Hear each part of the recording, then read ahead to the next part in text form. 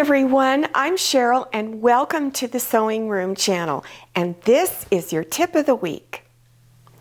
In the previous tip of the week, I went over how to do a really simple machine applique project, and that was taking fabric that had large flowers printed on it, cut the flowers out, and then apply it to some background fabric. I also went over how to put something like this together. The one thing though that I couldn't show you was I didn't have all of the applique stitching done. So I wanted to show you how it turned out once it was all done. Now I'm probably going to turn this into a little decorative pillow with kind of a different type of ruffle. This is a piece of panel fabric that I turned into a wall hanging. Now I did this many years ago. You won't be able to get this panel fabric now unless you walk into a garage sale and happen to see it sitting there. But let's take a close-up look at some of the areas on it. One of the things I used to do, which is I'm unable to do now because of a right hand issue, was do a lot of embroidery stitching and cross stitch.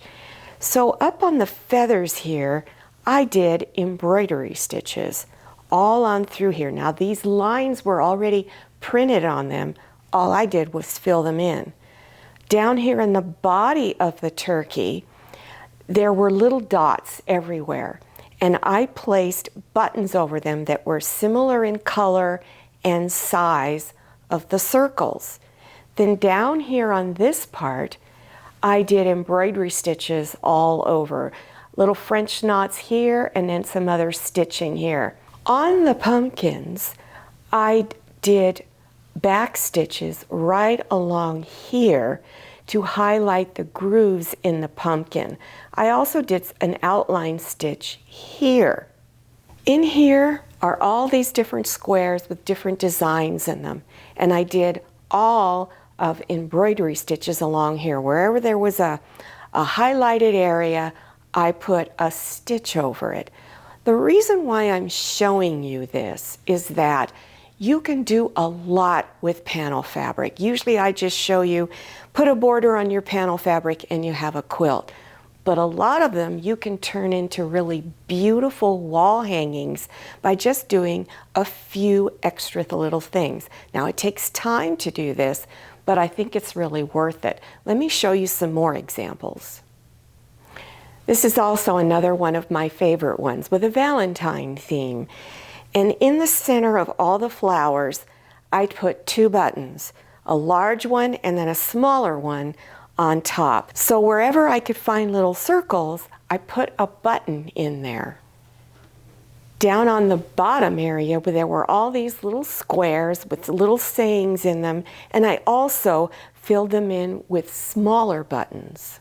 To make these into wall hangings, what I did was I stitched another piece of fabric up at the top edge. I stitched it into the binding and then hand stitched it down here. And I made it large enough so that whatever rod you're sticking in there, it will fit. So here is a piece of panel fabric that I have done nothing to at this time. I love roosters. I have a lot of rooster fabric. I don't get a lot of time to sew with it. But this is another good example to add some buttons to it. So when you look at this sunflower in the middle, you could put a large brown button in there. Now some of these other areas are kind of a greenish, brownish yellow. You could stick another button with a different color in it. And you can just keep going around and just looking for buttons that kind of go with it. It doesn't need to be perfect. Now up here you see these little berries. Now I wouldn't put a button on every one of them, but you could kind of scatter little red buttons up in here, some that are even smaller than this, to just kind of highlight the area. And then on the bottom section, there's more flowers that you could put buttons on. And then also these little yellow circles, if you wanted to, you could add a few down there. This is panel fabric that has a little bit of a Christmas theme.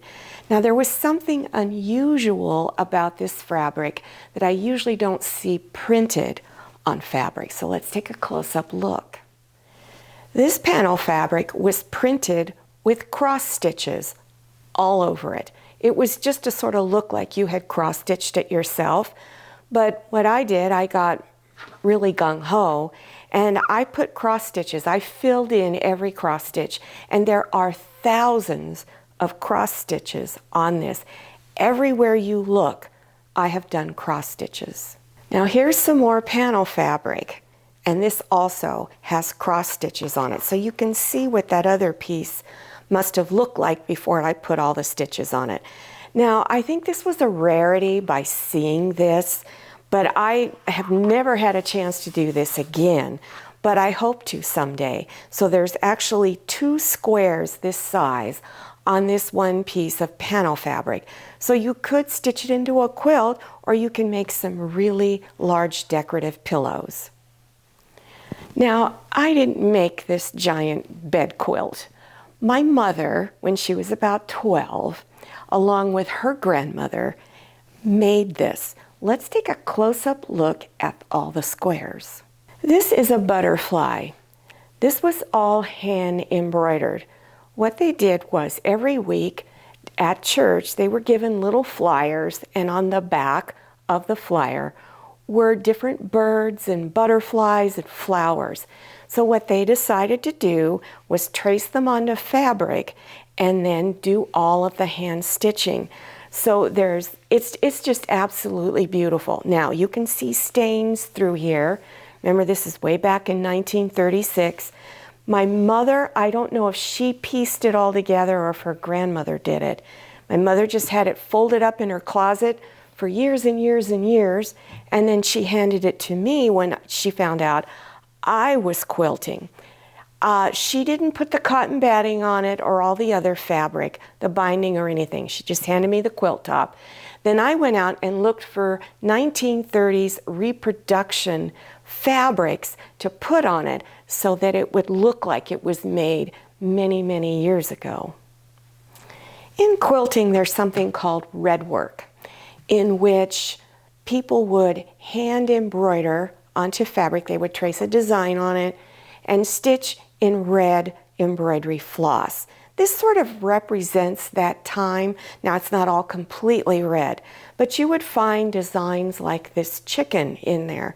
So if you love doing hand embroidery, you could go into these and do some hand embroidery stitches.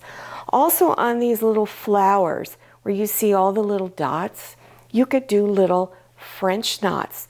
And if you wanted to, you could put even little white buttons in some of the areas like this. Well, I hope you enjoyed this tip of the week and that I've inspired some of you who like to quilt to go ahead and get some panel fabric and embellish it. They make gorgeous wall hangings. If you're interested in other tips of the week, there will be a playlist below your YouTube screen. Plus, I'll also have other links down there that relate to some of the things that I've talked about in here. Make sure you follow me on Instagram and check out my Facebook page. Thank you so much for watching. I'll see you next time, and happy sewing.